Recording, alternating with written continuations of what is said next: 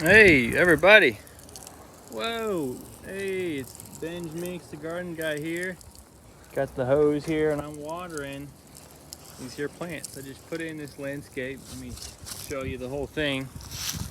So it all goes through here. We've got some green giant arborvitae and daylilies and liriope right there. And I'm just having a fun time watering all these little fellers, giving them a good little soaking. But I wanted to give you a little quick tip, garden guy tip here. Basically, if you're ever watering with a hose or just over the top of a plant, basically, right now I got shower mode going on, but you could be misting the plants, whatever it is, you really need to consider, and this really is my number one tip for any over the top watering. You know, like drip tape and things like that are not going to really touch the leaves of a plant.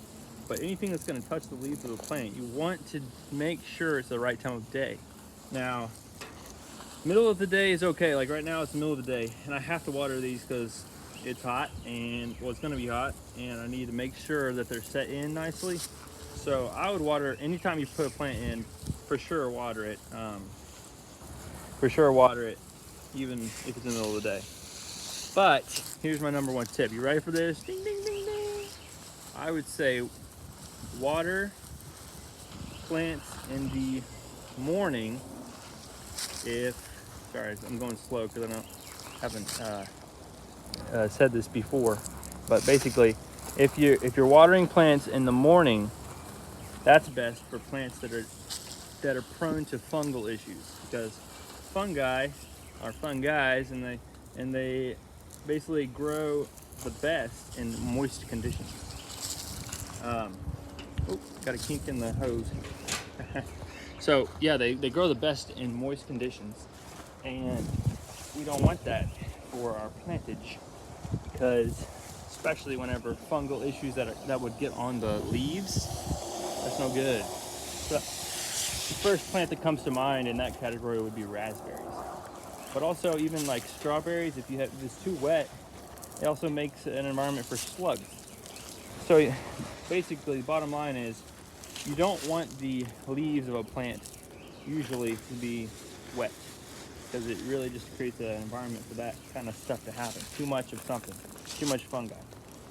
So water in the morning. Now, if you do water in the evening, then I would do not over the top watering, not the leaves. Basically, just get it to the roots. If you can get it to the roots without the leaves, like with a drip tape or a soaker hose, that's the way to go.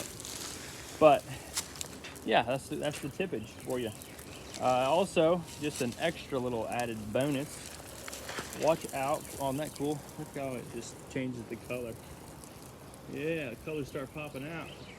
It's awesome.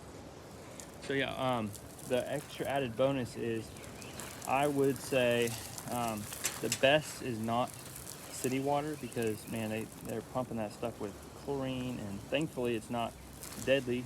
I've been to Africa and there are places that giardia and all kinds of stuff like that is a real problem. So I'm thankful that we don't have those issues with our water, but there are other issues of a bunch of chlorine, bunch of chemicals, and just like it's not great to drink straight out of the tap, for us, same thing for plants.